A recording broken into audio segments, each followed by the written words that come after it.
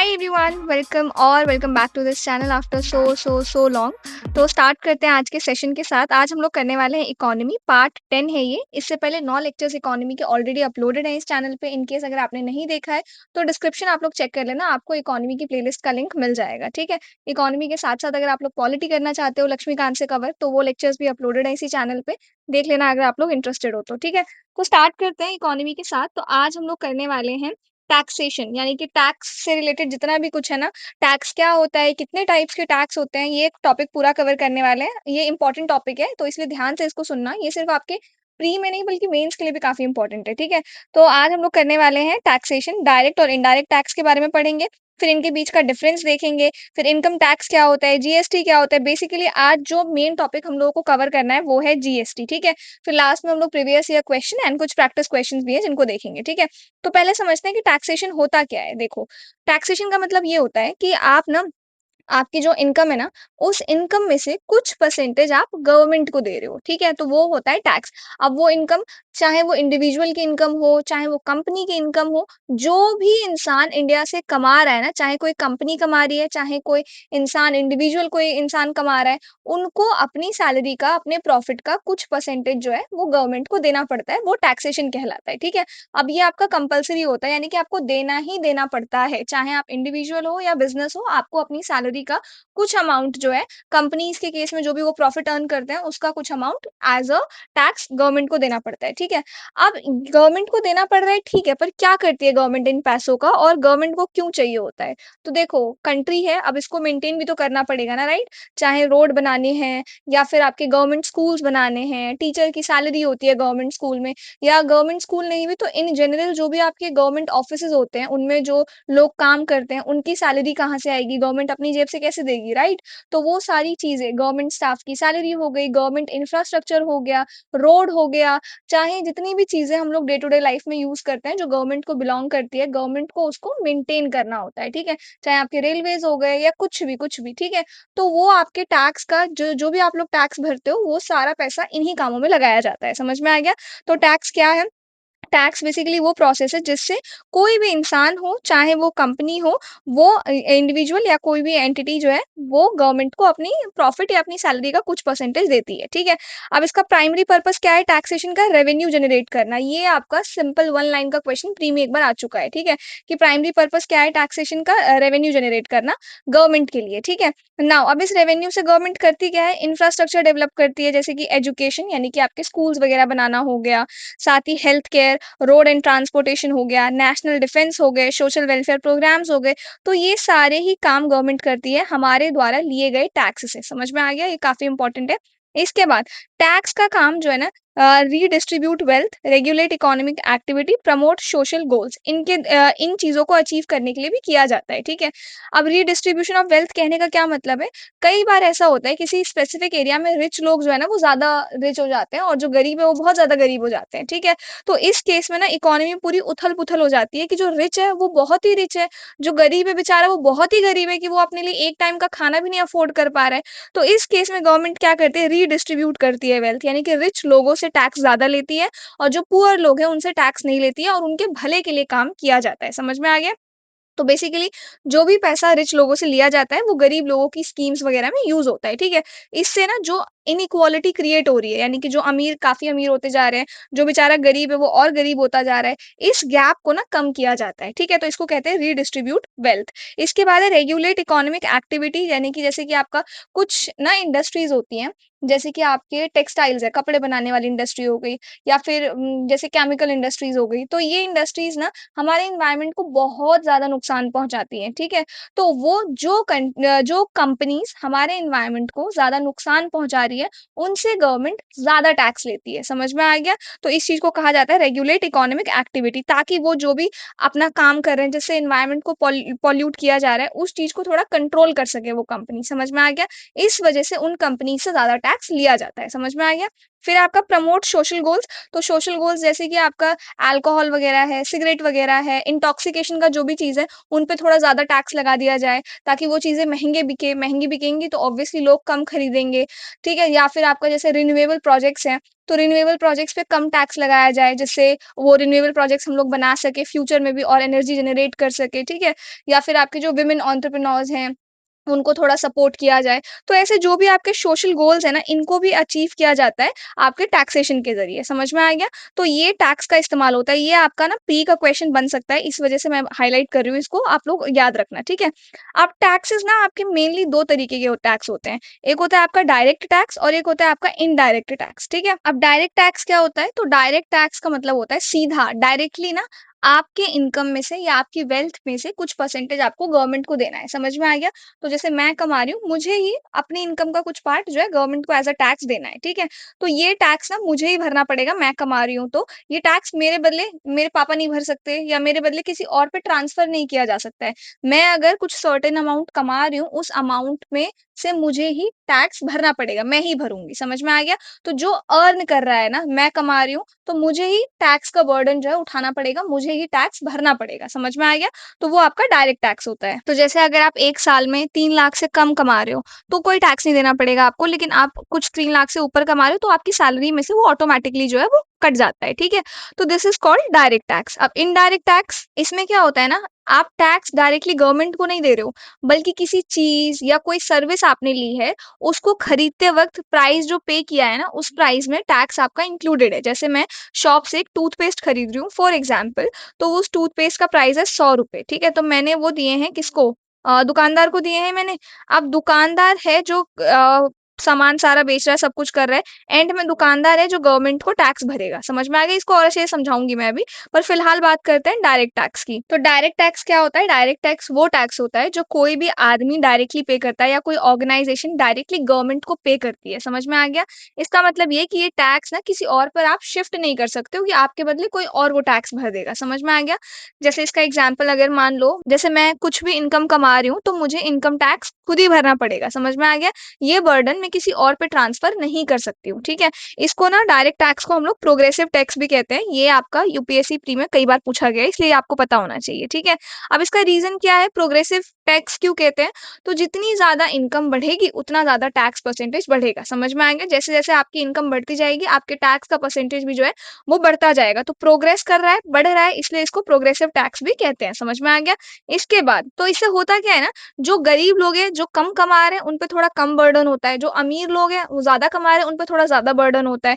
तो इससे जो गवर्नमेंट का ये वाला गोल होता है ना, रीडिस्ट्रीब्यूट करने का वेल्थ को, वो अचीव हो जाता है इस चीज़ से। समझ में आ गया? अब डायरेक्ट टैक्स को रेगुलेट कौन करता है, ठीक है? तो डायरेक्ट टैक्स को हैंडल करने का पूरा सिस्टम जो है ना, वो मिनिस्ट्री ऑफ फाइनेंस के ऊपर है।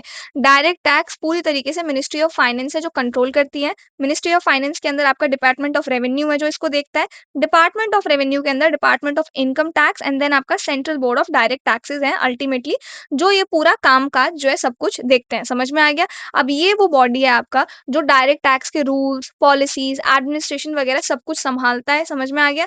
ये आपका इनकम टैक्स डिपार्टमेंट को गाइड करता है। ये आपका मिनिस्ट्री ऑफ फाइनेंस के डिपार्टमेंट ऑफ रेवेन्यू के अंदर ये आता है। ये चीज़ आपको पता होनी चाहिए। वन टाइम क्वेश्चन ये बन सकता है। समझ में आ गया?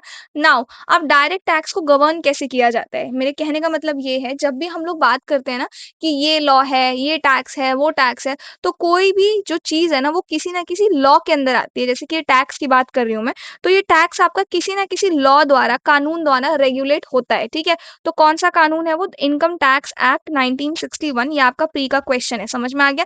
ये एक्ट डिफाइन करता है कौन टैक्स देगा, कितना टैक्स देगा, कैसे टैक्स आपका कलेक्ट होगा, डिडक्शन कैसे होंगे, एग्ज़ेम्पशंस कैसे होंगे। एग्ज़ेम्पशंस का मतलब है किन आइटम्स पे छूट दी जाएगी, समझ में आ गया? तो ये सब कुछ आपका यही एक्ट है जो डील करता है, समझ में आ गया? और इनकम टैक्स जो है ना, वो आपका डायरेक्ट टैक्स का बहुत बड़ा मेजर कंपोनेंट जो है वो इनकम टैक्स है, ठीक है? तो बेसिकली डायरेक्ट टैक्स क्या होता है? वो टैक्स है जो कमाने वाला या टैक्स भरने वाला खुद गवर्नमेंट को देता है, बिना किसी और पर बर्डन डाले। इसको कौन रेगुलेट करता है? CBDT, central board of direct taxes. और ये इनकम टैक्स एक्ट 1961 के अंदर रेगुलेट किया जाता है। ये चीज़ आप लोग ध्यान रखना, ये बहुत इंपॉर्टेंट है, ठीक है? इसके बाद नीचे आ जाओ फटाफट से। फिर इसके बाद है एक आपका डायरेक्ट टैक्सेस कोड डीटीसी, तो इसको ना प्रपोज़ किया गया था कि इसका एम ये था, जो ये आपका पुराना वाला है ना इनकम टैक्स एक्ट 1961, इसको रिप्लेस कर दिया जाए और थोड़ा सिंपल, ट्रांसपेरेंट और मॉडर्न बना दिया जाए टैक्स देने के तरीके को, ठीक है? लेकिन ये अभी भी पूरी तरीके से इम्प्लीमेंट नहीं हुआ है, अभी भी आपका यही है जो चल रहा है, लेकिन टाइम टू टाइम गवर्नमेंट जो है ना इसको अपडेट करती रहती है, ठीक है? लेकिन ये अभी इम्प्लीमेंट नहीं हुआ है, ठीक है? अभी भी हम लोग जो टैक्स वगैरह कलेक्ट कर रहे हैं, वो इसी के अंडर कर रहे हैं, ठीक है? इसके बाद आ जाओ एग्जाम्पल्स ऑफ डायरेक्ट टैक्सेस। अब ये आपका प्री का क्वेश्चन है, अगर आपने ये नहीं किया तो एकदम बिल्कुल ज़ीरो नॉलेज है फिर आपको, ठीक है? क्योंकि यही आपसे पूछा जाता है कि बताओ इनकम टैक्स डायरेक्ट टैक्स है या इनडायरेक्ट टैक्स है, कैपिटल गेन्स आपका डायरेक्ट टैक्स है कि इनडायरेक्ट टैक्स है, ये सारी चीज़ें, ठीक है? तो सबसे पहले बात करते हैं इनकम टैक्स की, तो इनकम टैक्स क्या है आपका सबसे कॉमन डायरेक्ट टैक्स है। कोई भी इंडिविजुअल है, कोई भी फर्म, कोई भी कंपनी, जो वो लोग अपनी इनकम कमा रहे हैं, उस इनकम पे वो टैक्स देते हैं। Very simple, easy to understand. इसके बाद है कैपिटल गेन। कैपिटल गेन मतलब ये होता है आपका जब आप कोई चीज़ खरीदते हो, जैसे कि आपने गोल्ड खरीदा, इक्विटी खरीदी, इक्विटी का मतलब होता है किसी कंपनी में आपने कोई शेयर खरीदा है। जैसे कंपनी है, उस कंपनी में आपने 10% ले लिया कि 10% हिस्सा मेरा होगा, तो दैट इज़ कॉल्ड इक्विटी, ठीक है? तो ये कह रहा है कैपिटल गेन यानी कि जैसे कुछ भी आपने खरीदा, गोल्ड खरीदा, इक्विटी खरीदा, प्रॉपर्टी खरीदा, कोई कुछ भी खरीदा, ठीक है? जिस दाम पर खरीदते हो, ठीक है? जैसे मैंने आपने ₹100 में खरीदा, बाद में उसने आपने उसको ₹200 में बेच दिया, तो ये जो प्रॉफिट आपको हुआ है ना ₹100 का, ये प्रॉफिट आपका कहलाता है कैपिटल गेन, ठीक है? और उस प्रॉफिट पर जो टैक्स लगता है ना, उस टैक्स को हम लोग क्या कहते हैं? Capital gain tax. क्लियर है ये चीज़? इसके बाद है आपका कॉर्पोरेट टैक्स, तो जो कंपनीज़ हैं, कॉर्पोरेट्स हैं, वो जो प्रॉफिट्स कमाती हैं, उस प्रॉफिट पे जो वो टैक्स देती हैं, तो that is called corporate tax. जैसे कि टीसीएस कंपनी है, इन्फोसिस है, रिलायंस है, तो ये सब जो टैक्स देंगे that is called corporate tax, ठीक है? नेक्स्ट है आपका वेल्थ टैक्स। वेल्थ टैक्स को समझने के लिए एक चीज़ समझो, 2 चीज़ें होती हैं, एक होता है आपका एसेट। एसेट का मतलब क्या होता है? कोई भी सामान मेरा, ठीक है? चाहे वो मेरा घर हो सकता है, मेरी कार हो सकती है, शेयर्स हो सकते हैं, यही जो इक्विटी मैंने आपको बोला।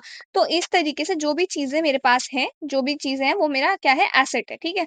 और लायबिलिटीज़, लायबिलिटीज़ का मतलब होता है बोझ। क्या होता है लायबिलिटीज़ का मतलब? बोझ। बोझ क्या हो सकता है मेरे ऊपर? किसी भी तरीके का लोन हो सकता है, मान लेते हैं होम लोन है, पर्सनल लोन है, कुछ भी है, ठीक है? तो अब यहाँ पे ध्यान से समझना है इस चीज़ को। जैसे मान लो कि मेरे पास घर है 50 लाख का, ठीक है? फिर मेरे पास गाड़ी है 5 लाख की, फिर मेरे पास ज्वेलरीज़ वग़ैरह हो गए 10 लाख के, फिर कोई बैंक बैलेंस है मेरे पास 2 लाख रुपए का और होम लोन जो है वो मेरे पास 20 लाख रुपए का है, ठीक है? होम लोन इधर लिखते हैं 20 लाख रुपए का।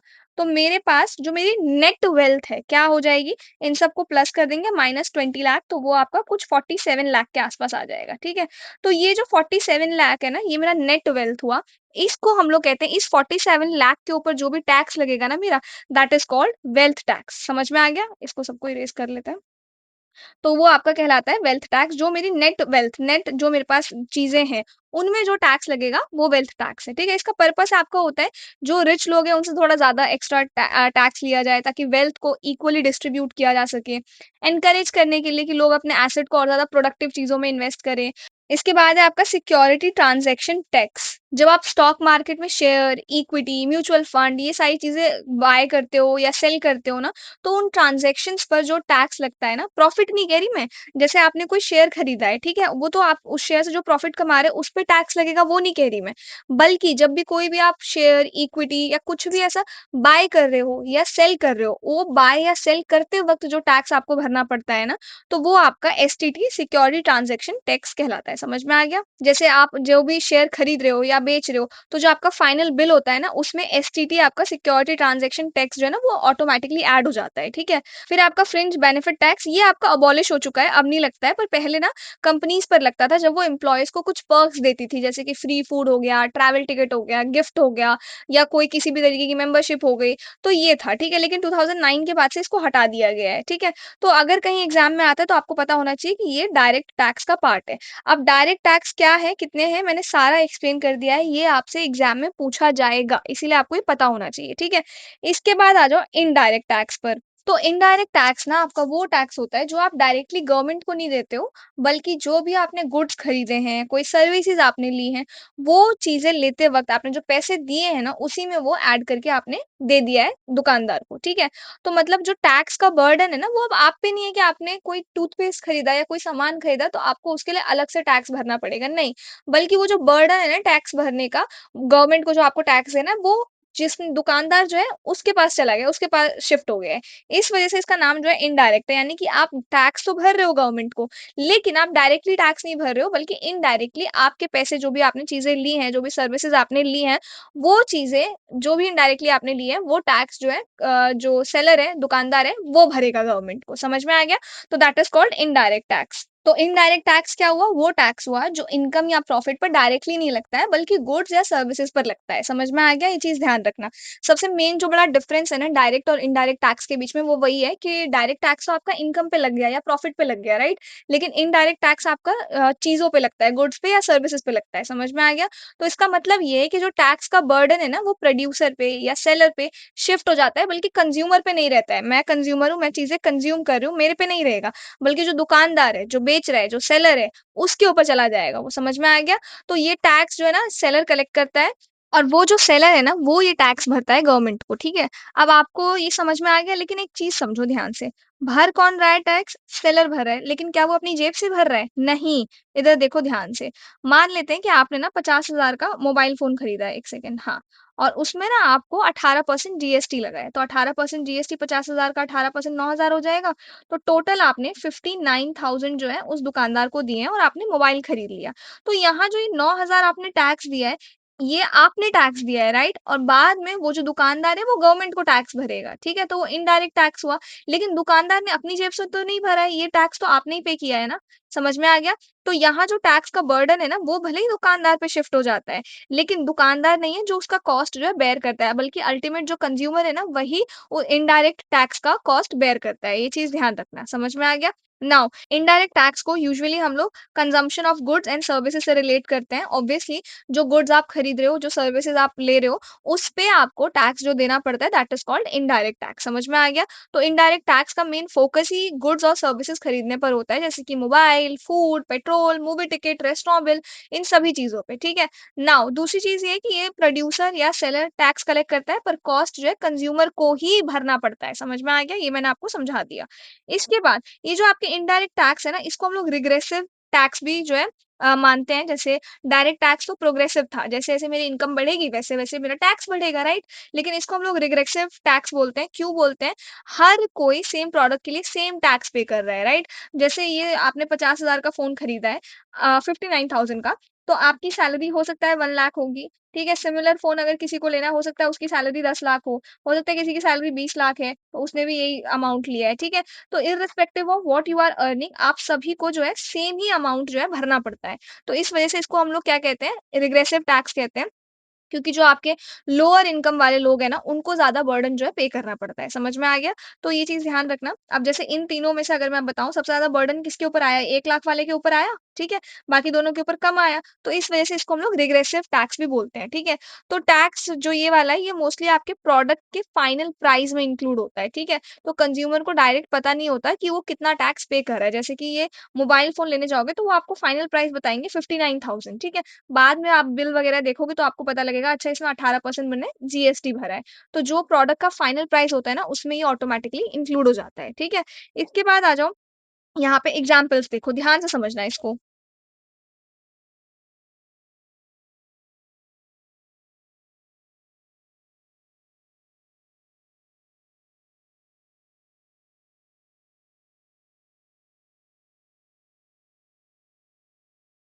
सेलर उस टैक्स को कलेक्ट करके गवर्नमेंट को देता है, ठीक है? जैसे कि इसका एग्ज़ाम्पल अगर मैं आपको समझाऊँ, अगर आप ₹1000 की शर्ट खरीद रहे हो फॉर एग्ज़ाम्पल, ठीक है? सेल्स टैक्स आपका 10% लग रहा है, तो ₹100 टैक्स हो गया, तो वो इंक्लूडेड हो जाएगा। तो फाइनल प्राइस, जैसे शर्ट का प्राइस पहले 1000 था, अब इस पे 10% सेल्स टैक्स लगा है, तो अब ये कितना हो जाएगा? ₹1100 हो गया। तो ये जो है ना, ध्यान रखना कि ये जो ₹100 था, इसमें इंक्लूड होके आ गया, तो ये आपका सेल्स टैक्स है, गुड्स पे इंक्लूडेड है। अब ये मोस्टली आपका जीएसटी में मर्ज हो चुका है, तो अलग से आपको सेल्स टैक्स नहीं भरना पड़ता, लेकिन सेल्स टैक्स आपको पता होना चाहिए, पूछा जा सकता है। दूसरा है आपका सर्विस टैक्स। सर्विस टैक्स नाम से ही पता लग रहा है, कोई सर्विस आप ले रहे हो, उन पे लगाया जाता है, जैसे कि होटल हो गया, रेस्टोरेंट हो गया, या किसी भी तरीके की कोई भी सर्विसेज़ हो गई, वो। अब इसको पे कौन करता है? तो कंज्यूमर पे करता है, ऑब्वियसली प्रोवाइडर को पे करता है, जो भी वो सर्विस उसको प्रोवाइड कर रहा है, और लास्ट में वो प्रोवाइडर गवर्नमेंट को पे कर देता है, ठीक है? जैसे कि आप होटल गए, होटल का बिल आपका मान लो ₹2000 आया, ठीक है? होटल का बिल 2000 है, इसमें आपका सर्विस चार्ज इंक्लूड होगा 15%। अरे! 1 सेकंड रुक जाओ। हाँ, तो क्या बोला मैंने जैसे आप होटल गए, होटल का बिल है आपका 2000 रुपीज़, इसमें आपका 15% सर्विस टैक्स लगेगा, तो 15% सर्विस टैक्स 2000 का 15% ₹300 हो गया, तो ₹300 तो फाइनल बिल आपका ₹2300 आ गया, समझ में आ गया? तो इसमें सर्विस टैक्स इंक्लूडेड है, ठीक है? लेकिन अब ये 2017 के बाद से जीएसटी में इंक्लूड हो गया है, तो अलग से आपको ये नहीं भरना पड़ता, ठीक है? फिर है आपका वैल्यू एडेड टैक्स क्या होता है? ये टैक्स ना प्रोडक्ट के हर स्टेज पर लगता है। अगर आपको याद हो मैंने जीडीपी कैलकुलेट करने का आपको सिखाया था आई थिंक लेक्चर नंबर 3 में, जहाँ मैंने आपको एक 3 मेथड बताए थे जीडीपी को कैलकुलेट करने के लिए। जिसमें से जो थर्ड मेथड था ना आपका वैल्यू एडिशन मेथड कि जैसे कैसे आपने कॉटन की शर्ट बनाई, पहले कॉटन का पेड़ लगाया होगा, कॉटन आया होगा, फिर उससे थ्रेड बना होगा। तो वो जैसे-जैसे हर स्टेप में काम हुआ है, हर स्टेप में वो वैल्यू ऐड हुई है, वैसे हमने प्लस करके जीडीपी निकाला था अगर आपको याद हो तो, ठीक है? सिमिलरली वही है ये वैल्यू एडेड टैक्स, ये टैक्स ना आपके प्रोडक्ट के हर स्टेज पर लगता है, पर सिर्फ वैल्यू एडिशन पे लगता है, समझ में आ गया? जैसे कि आपने कॉटन के बॉल्स खरीदे होंगे, फिर उससे पेड़ लगाया होगा, पेड़ से कॉटन के थ्रेड बनाए होंगे, थ्रेड से शर्ट बनाई होगी, राइट? तो ये जो भी आपने काम किया है ना हर स्टेज पे आपने जो भी चीज़ें खरीदी होंगी, उनमें आपको टैक्स देना पड़ेगा, समझ में आ गया? तो ऑब्वियसली ये कंज्यूमर आपका इनडायरेक्टली पे करता है रिटेलर को, रिटेलर या सेलर आपका गवर्नमेंट को फाइनली डिपॉज़िट करता है, समझ में आ गया? जैसे इसका मैं अच्छे से आपको समझाऊँ अगर यहाँ इधर देखो ध्यान से। मान लेते हैं मैन्युफैक्चरिंग करना है हमको, कोई रॉ मटेरियल है, वो रॉ मटेरियल का कॉस्ट कितना आया है मेरा ₹500 आया है और जो उस रॉ मटेरियल से जो फाइनल प्रोडक्ट बना है ना, वो बना है ₹800 का, समझ में आ गया? तो इसमें ना आपका 10% अगर वीएटी लगेगा, तो 10% कितना हो जाएगा? ₹80 हो जाएगा, यानी कि फाइनल प्रोडक्ट का कॉस्ट कितना आ गया? ₹880 आ गया, ठीक है? तो ये ₹880 रिटेलर प्राइस है, इसी पे आप चीज़ें खरीदोगे। तो जीएसटी से पहले ना वीएटी काफ़ी कॉमन था, लेकिन जब से आपका जीएसटी आया तब से ये वीएटी आपका हट चुका है, ठीक है? इसके बाद है एक्सरसाइज़ ड्यूटी, तो एक्सरसाइज़ ड्यूटी ये टैक्स मैन्युफैक्चरिंग लेवल पर गुड्स पर लगता है, स्पेशली आपके लग्ज़री या फिर कोई ऐसे गुड्स होते हैं ना, जैसे अल्कोहल, सिगरेट, इंटॉक्सिकेशन वाले सामान या पेट्रोल वगैरह हो गए, उन पर लगता है, ठीक है? इसको पे कौन करता है? मैन्युफैक्चरर, पर वो कॉस्ट आपका कंज़्यूमर से ही रिकवर होता है, ठीक है? जैसे सिगरेट का मैन्युफैक्चरिंग कॉस्ट ₹50 है, उस पे एक्साइज़ ड्यूटी आपकी 20% लग जाएगी, तो ₹10 और हो गया, तो फाइनल प्राइस सिगरेट का कितना हो गया? ₹60। तो वही है, लेकिन अब ये भी ऑब्वियसली जीएसटी में आपका इंक्लूड हो चुका है। फिर इसके बाद है आपका कस्टम ड्यूटी यानी कि ये टैक्स जो है ना आपके इम्पोर्ट या एक्सपोर्ट अगर आप करते हो गुड्स उस पर लगता है, ठीक है? कि कौन भरता है? ऑब्वियसली जो इम्पोर्ट कर रहा है, जो एक्सपोर्ट कर रहा है उस पे इस टैक्स को भरता है। लेकिन वो ऑब्वियसली इस प्राइस को ना कंज्यूमर जो सामान खरीद रहा है उसमें इंक्लूड कर लेता है। जैसे कि मान लो मेरी पेन बनाने की कंपनी है, अब मैं दिल्ली से मुंबई भेज रही हूँ अपने पेन्स को, तो महँगे जा रहे हैं, ऑब्वियसली मुझे एक्सपोर्ट टैक्स भरना पड़ रहा है कि मैं यहाँ से दिल्ली से मुंबई एक्सपोर्ट कर रही हूँ चीज़ें। तो अब जो पेन ₹10 का दिल्ली में बिक रहा था, अब क्योंकि मुंबई भेज रही हूँ मैं, मुझे टैक्स भरना पड़ रहा है, तो अब वो सेम पेन जो है ना मुंबई में ₹15 का बिकेगा, क्योंकि मैंने टैक्स भरा है, तो ऑब्वियसली मैंने चीज़ें महँगी कर दी। तो यहाँ भी जो अल्टीमेट कॉस्ट है ना, वो कौन बेयर कर रहा है? कंज्यूमर बेयर कर रहा है, समझ में आ रहा है? तो ये चीज़ ध्यान रखना। तो ये मोस्टली आपका लगाया जाता है जब कंट्रीज़ चीज़ें एक्सपोर्ट या इम्पोर्ट करती हैं, जैसे चाइना से हमने शूज़ मँगवा लिए, इम्पोर्ट किए, ठीक है? फिर उसपे टैक्स-वैक्स लगेगा, तो हो सकता है जो चाइना में वो शूज़ बिक रहे थे ₹1000 के, वो इंडिया में ₹2000 के बिकेंगे, क्योंकि उन पे टैक्स लग गया है, समझ में आ गया? तो ये चीज़ होती है। फिर इसके बाद है goods and services tax, GST, ये तो मॉडर्न इनडायरेक्ट टैक्स है, इसको बहुत ज़्यादा डिटेल में पढ़ेंगे हम लोग। तो ये आपको पता है जितने भी ये पुराने टैक्सेस थे ना, सेल्स, सर्विस, वीएटी, एक्साइज़, इन सबको मर्ज कर दिया है, इन सबको रिप्लेस कर दिया है बेसिकली, और फिर जाके आपका जीएसटी आया है, ठीक है? इससे क्या होगा, कंज्यूमर इनडायरेक्टली पे करेगा, किसको पे करेगा? गवर्नमेंट को पे करेगा, समझ में आ गया? जीएसटी के आने से पहले क्या होता था ना, ये जो आपके sales tax, service tax, value added tax, excise, custom, ये सारी चीज़ें हर एक स्टेज पे लग जाती थी। तो हो सकता था एक ही चीज़ को खरीदने के लिए मैं 4 बार टैक्स भर रही हूँ, समझ में आ रहा है? तो जीएसटी के आने का प्रॉफिट ही यही हुआ है कि अब सिर्फ़ ये सारा कुछ रिप्लेस हो गया, अब आपको सिर्फ़ एक ही टैक्स भरना पड़ता है, वो है जीएसटी, समझ में आ गया? इसको अभी और अच्छे से बहुत अच्छे से इसको करेंगे अभी, ठीक है? इसके बाद आ जाओ इधर difference between direct tax and indirect tax. तो डायरेक्ट और इनडायरेक्ट टैक्स के बीच का डिफरेंस समझते हैं। सबसे पहली चीज़ तो डायरेक्ट टैक्स के केस में जो टैक्स है आप लोग डायरेक्टली गवर्नमेंट को भरते हो, तो इसके इसमें कोई मिडलमैन नहीं है, डायरेक्टली जो इंडिविजुअल है या ऑर्गनाइज़ेशन है डायरेक्टली उन्होंने गवर्नमेंट को वो टैक्स भरा है, ठीक है? लेकिन इनडायरेक्ट टैक्स के केस में ऐसा नहीं है, जो भी गुड्स या सर्विसेज़ आप परचेज़ कर रहे हो, आप उसका अमाउंट सेलर को दे रहे हो और सेलर बाद में गवर्नमेंट को टैक्स भर रहा है, ठीक है? लेकिन टैक्स का जो बर्डन है वो आपके ऊपर ही है, ठीक है? इसके बाद आ जाओ इसका इम्पैक्ट क्या होता है, तो इसमें जो बर्डन है टैक्स भरने का वो इंडिविजुअल के ऊपर है। यहाँ पे भी जो बर्डन है टैक्स भरने का वो इंडिविजुअल के ऊपर ही है, लेकिन टैक्स भरता कौन है? सेलर भरता है गवर्नमेंट को, ठीक है?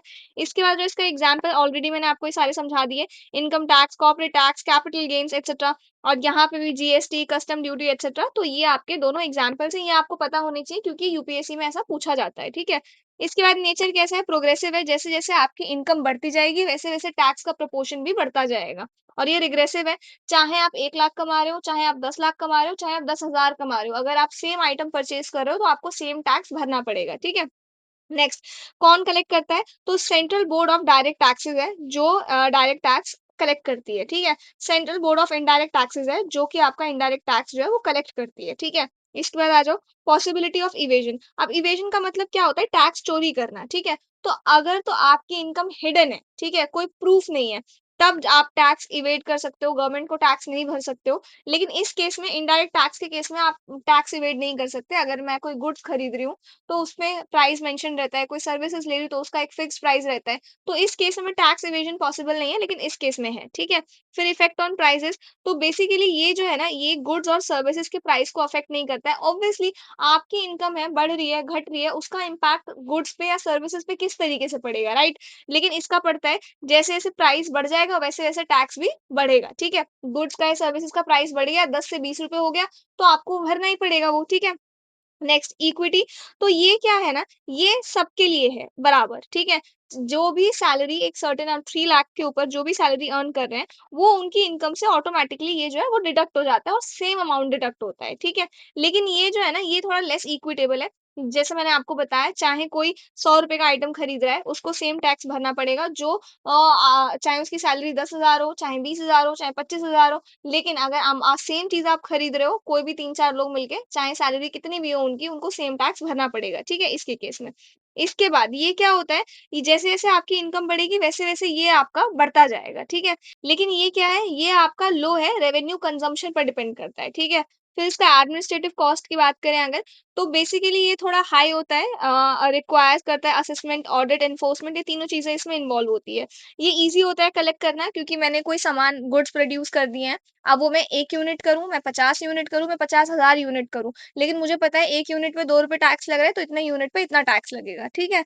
इसके बाद आ जाओ इम्पैक्ट ऑन कंजम्पशन, तो बेसिकली इसमें क्या है, हाई टैक्स के चलते ना जो सेविंग्स और इन्वेस्टमेंट है वो डिस्करेज हो सकता है। यहाँ पे क्या है, प्राइस बढ़ने से कंजम्पशन रिड्यूस हो सकता है लोग देखें कि अरे ये सामान महँगा है तो कोई और सामान खरीदने लग जाएँ जो उससे सस्ता है, ठीक है?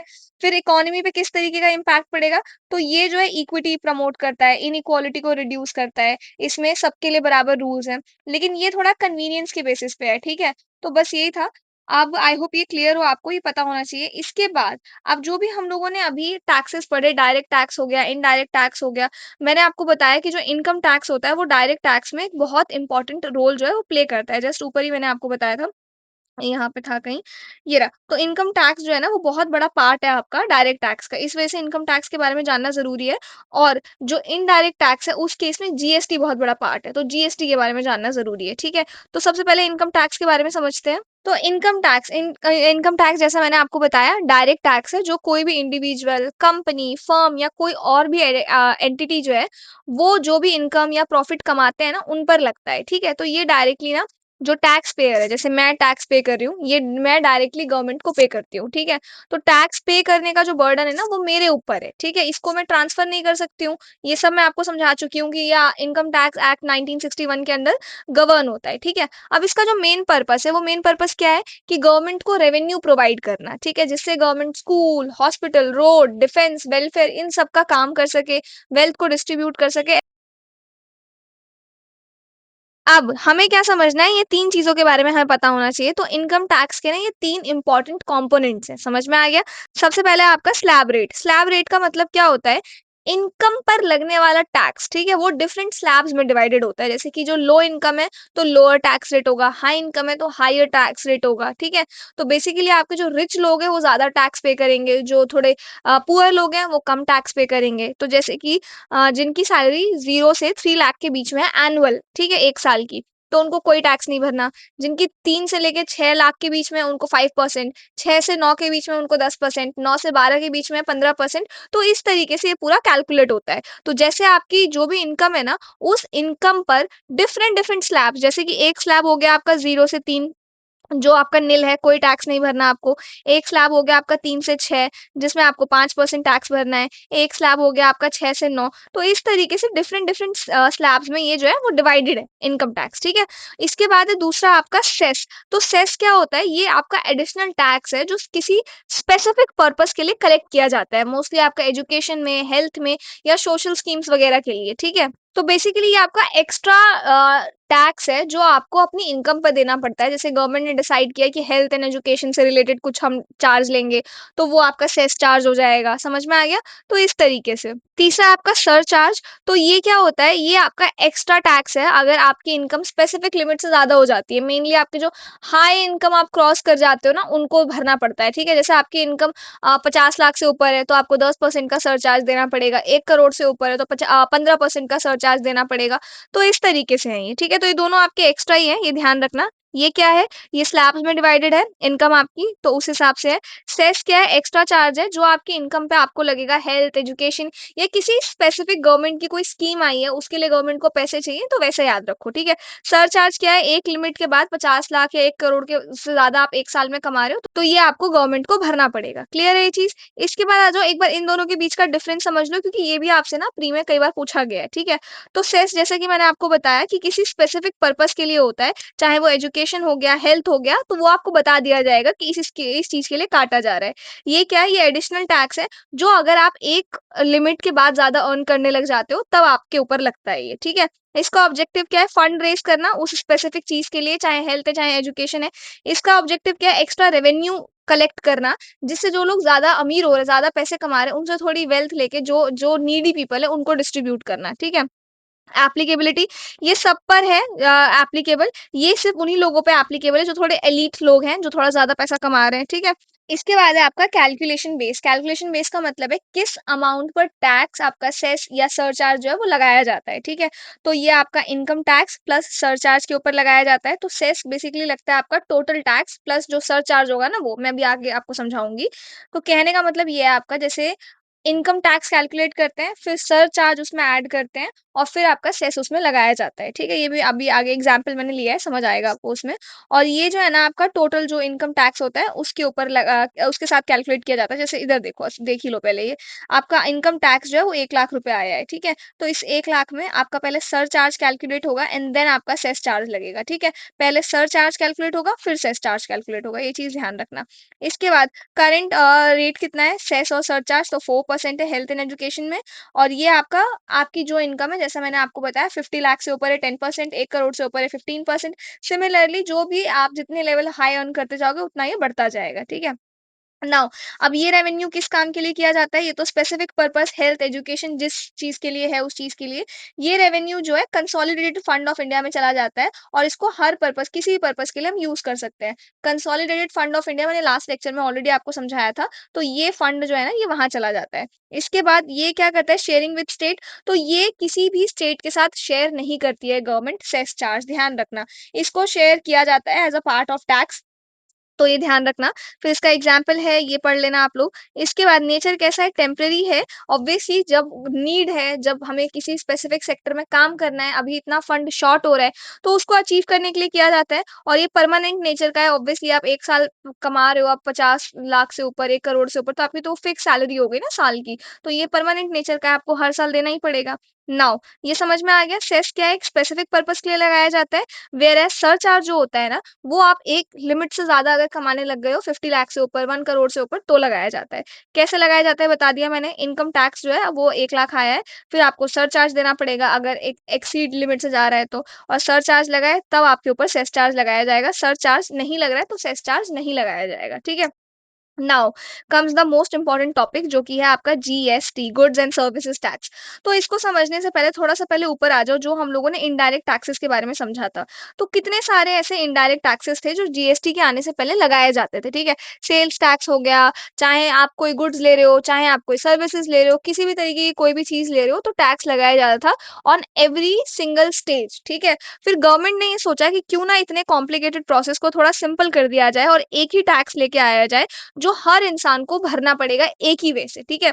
तो इस वजह से इसको हम लोग वन नेशन वन टैक्स भी कहते हैं कि आपको अब डिफरेंट डिफरेंट स्टेजेस पे टैक्स नहीं भरना पड़ेगा, डिफरेंट डिफरेंट रीजंस के लिए टैक्स नहीं भरना पड़ेगा, एक ही बार टैक्स भरना पड़ेगा एंड दैट इज इनफ, ठीक है?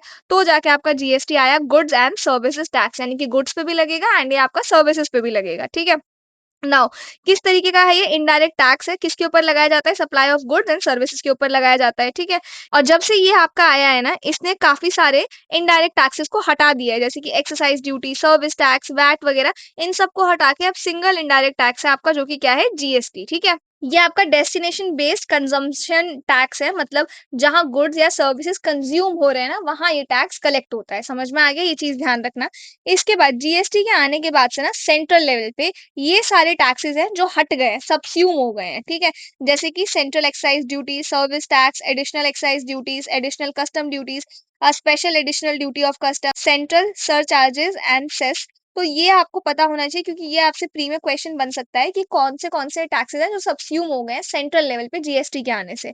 सिमिलरली स्टेट लेवल पे ये सारे हो गए हैं सबस्यूम, तो ये इन सब के नाम आपको पता होने चाहिए। स्टेट वैल्यू एडेड टैक्स हो गया आपका, sales tax, central sales tax, entertainment tax, luxury tax, tax on lottery, betting and gambling, and state surcharges and cess. तो ये आपको पता होना चाहिए, ठीक है। नाउ ये कुछ प्रोडक्ट्स हैं जहाँ पे आपका जीएसटी नहीं लगता है, ये आपका प्री में पूछा जा चुका है, ठीक है।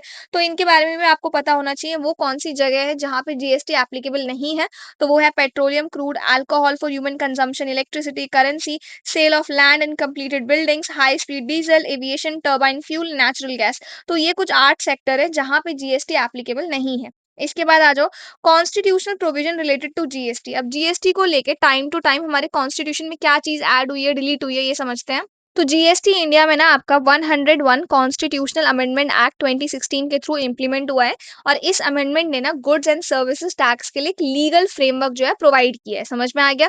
तो ये जो आपका अमेंडमेंट है ना, इस अमेंडमेंट से ना जीएसटी को कॉन्स्टिट्यूशन में इंक्लूड किया गया है।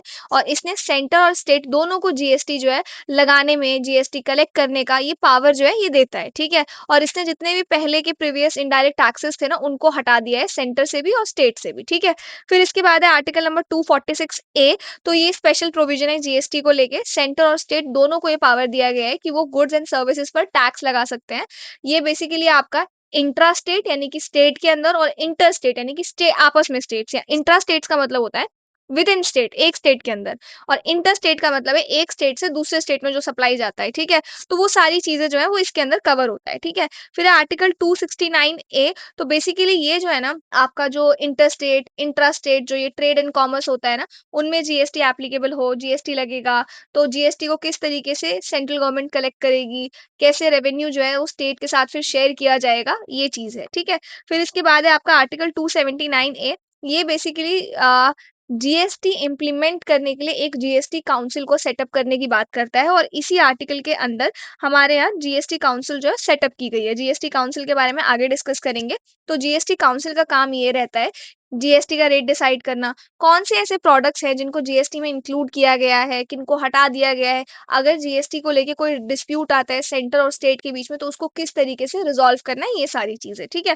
इसके बाद ये थोड़ा रिवीजन के लिए मैंने डाला है, बेसिक रूल्स ऑफ जीएसटी क्या है। तो जीएसटी क्या है? आपका वन इनडायरेक्ट टैक्स है जो कि आपको गुड्स या सर्विसेज पे भरना पड़ेगा, ठीक है। कोई भी चीज जो गुड या सर्विस की कैटेगरी में आती है वो टैक्सेबल है जीएसटी के अंदर। समझ में आ गया? अनलेस हमने ये ना कहा हो कि ये जो पेन है ना ये भले ही गुड है लेकिन जीएसटी इस पे नहीं लगेगा, ठीक है। अनलेस उस चीज को स्पेसिफिकली एग्जेम्प्ट ना कर रखा हो हमने, एग्ज़ेम्प्ट का मतलब होता है आपका कि इस चीज़ पे जीएसटी नहीं होगा, इसको जीएसटी में इंक्लूड नहीं किया गया है, तब तक उस प्रोडक्ट पे जीएसटी लगेगा और बहुत सारी ऐसी चीज़ें हैं जिस पे जीएसटी नहीं लगता है, एग्ज़ेम्प्ट है जीएसटी और उसी से आपका प्री में क्वेश्चन बनता है, ठीक है? तो वो भी अभी डिस्कस करेंगे। इधर आ जाओ इसके बाद ये वो चीज़ें हैं जहाँ पे आपका जीएसटी नहीं लगता है 0% ठीक है? अब वो 3 कैटेगरीज़ में हमने डिवाइड कर रखा है, पहला है आपका essential food items, basic necessities, तो ये कुछ फूड आइटम्स हैं जिन पे आपका जीएसटी नहीं लगता है। सबसे पहला तो है fresh fruits and vegetables, milk, curd, buttermilk, unbranded rice, wheat, pulses flour और ब्रेड एंड सॉल्ट, एग्स हो गए रॉ। अब ये चीज़ ध्यान रखना एग यहाँ पे रॉ है। अगर एग कुक्ड होगा, बॉइल्ड होगा तो उसपे जीएसटी लगेगा, ठीक है? उसके बाद फ्रेश मीट आपका fish not canned on process यानी कि जो मीट मीट या फिर जो फिश आप लोग कच्चा मार्केट से खरीद रहे हो बना हुआ नहीं, उसपे नहीं लगेगा जीएसटी लेकिन वो फिश अगर कुक्ड है या केन में नहीं ऐसे पैकेट मिलता है कोई फिश प्रोडक्ट खाने के लिए तो उसपे जीएसटी लगेगा, ठीक है? इसके बाद तो इसको याद कैसे रखना है हमें बेसिक जो भी नेचुरल अनब्रांडेड चीज़ें हैं, उनको जीएसटी के अंदर कैलकुलेट नहीं किया गया है, ठीक है? इसके बाद दूसरा आपका आ जाओ, कुछ चीज़ें जो public welfare and social services के लिए हैं, उनको भी एग्ज़ेम्प्ट किया गया है, जैसे कि education, school, college, recognised institution इनकी फीस वगैरह पे जीएसटी नहीं लगता है। Health care, hospital, clinics, doctors इन पे जीएसटी नहीं लगता। Public transportation, metro, local trains हो गए, पब्लिक बसेस हो गई, इन पे जीएसटी नहीं लगता है। Services by charitable trust, NGO इन पे नहीं लगता। Renting of residential property for personal use अगर कहीं रेंट करके मैं रह रही हूँ, तो वहाँ मुझे जीएसटी नहीं भरना पड़ेगा। समझ में आ गया? नाउ तो इसको याद कैसे रखेंगे? Health plus education plus public welfare जो होगा उसको एग्ज़ेम्प्ट किया गया है, यानी कि जीएसटी में इंक्लूड नहीं किया गया है।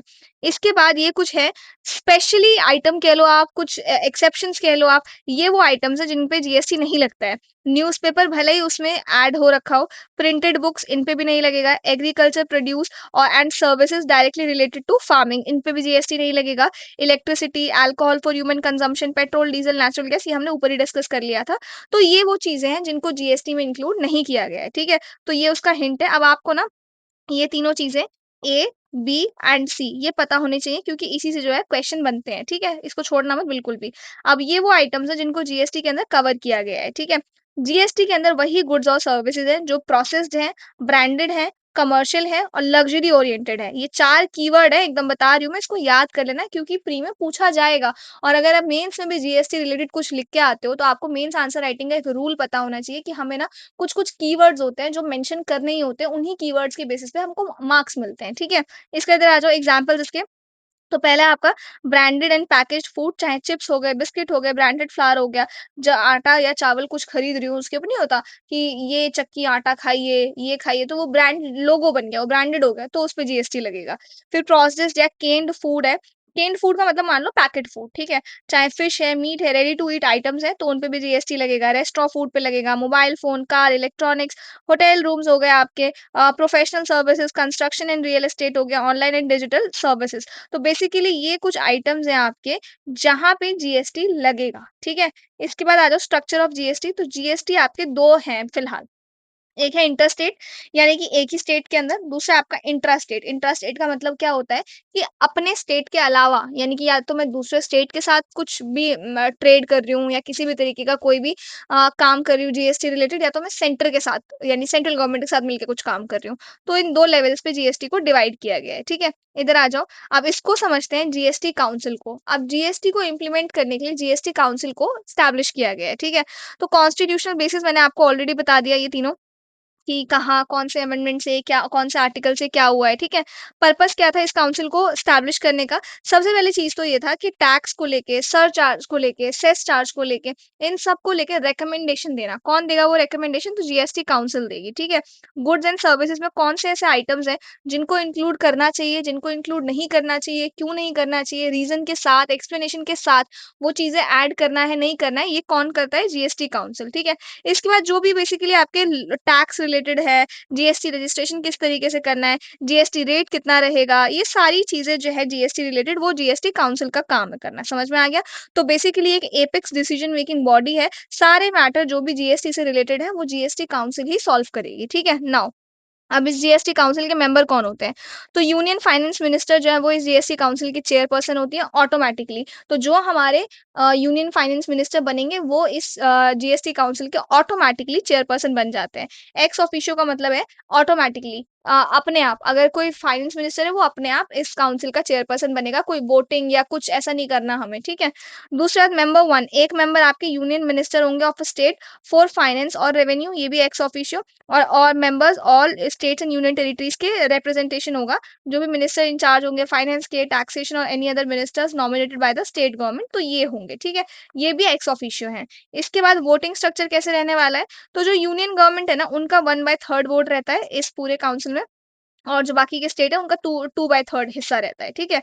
इसका डिसीजन किस तरीके से लिया जाता है इस काउंसिल में, तो इसका जो डिसीजन है ना वो मेजॉरिटी से लिया जाता है, नॉट लेस देन 3/4, यानी कि 75% मुझे मेजॉरिटी चाहिए उस स्पेसिफिक मैटर पे डिस्कशन करने के लिए, समझ में आ गया? तो इससे हम लोग कोऑपरेटिव फेडरलिज्म ये इंश्योर करते हैं। तो कोऑपरेटिव फेडरलिज्म क्या है? कोऑपरेटिव फेडरलिज्म का मतलब है एक ऐसा सिस्टम जिसमें सेंट्रल गवर्नमेंट और स्टेट दोनों मिलकर गवर्नेंस, पॉलिसी मेकिंग वगैरह करते हैं, आपस में पावर्स, फंक्शंस, फ्रेमवर्क, ये सारी चीजें जो है वो डिसाइड करते हैं। तो मतलब पावर अलग-अलग है पर काम ये लोग मिलके कर रहे हैं। समझ में आ रहा है? इनका मेन गोल जो है वो डेवलपमेंट, वेलफेयर के लिए कोऑर्डिनेट करके करना काम ये है। तो ये कोऑपरेटिव फेडरलिज्म ऑब्वियसली, क्योंकि जीएसटी काउंसिल में सेंटर और स्टेट दोनों के ही रिप्रेजेंटेटिव्स जो है वो मौजूद है, ठीक है? हेडक्वार्टर कहाँ है इस काउंसिल का? न्यू दिल्ली में है, मोस्ट इंपोर्टेंट क्वेश्चन। इसके बाद मीटिंग कैसे होती है, तो the chairperson union finance minister decide करते हैं डेट ऑफ मीटिंग।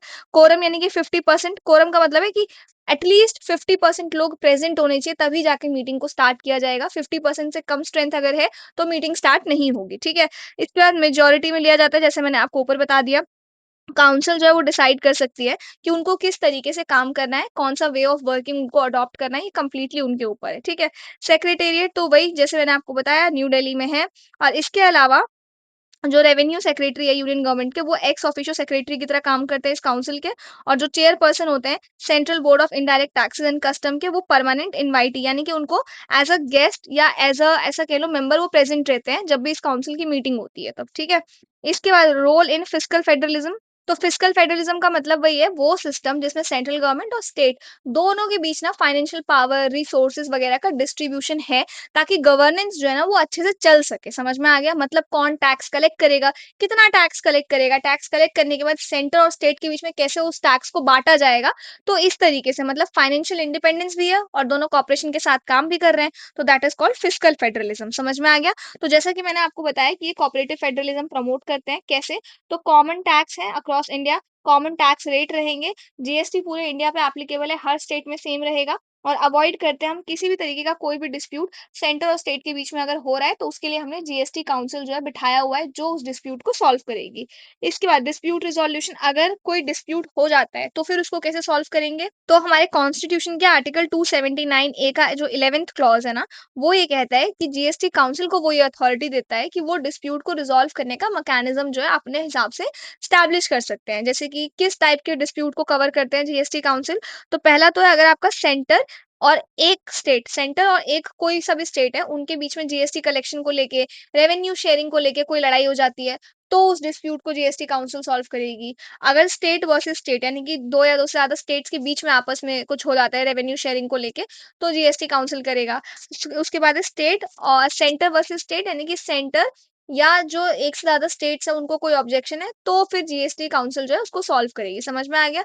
तो बेसिकली इनका जो काम है ना जीएसटी काउंसिल का, वो ये इंश्योर करना है कि आप ना ऐसा करो कि कॉन्फ्लिक्ट ना हो, यूनिफॉर्मिटी बनी रहे और टाइम के अंदर वो चीज़ें जो है वो सॉल्व हो जाएँ। समझ में आ गया?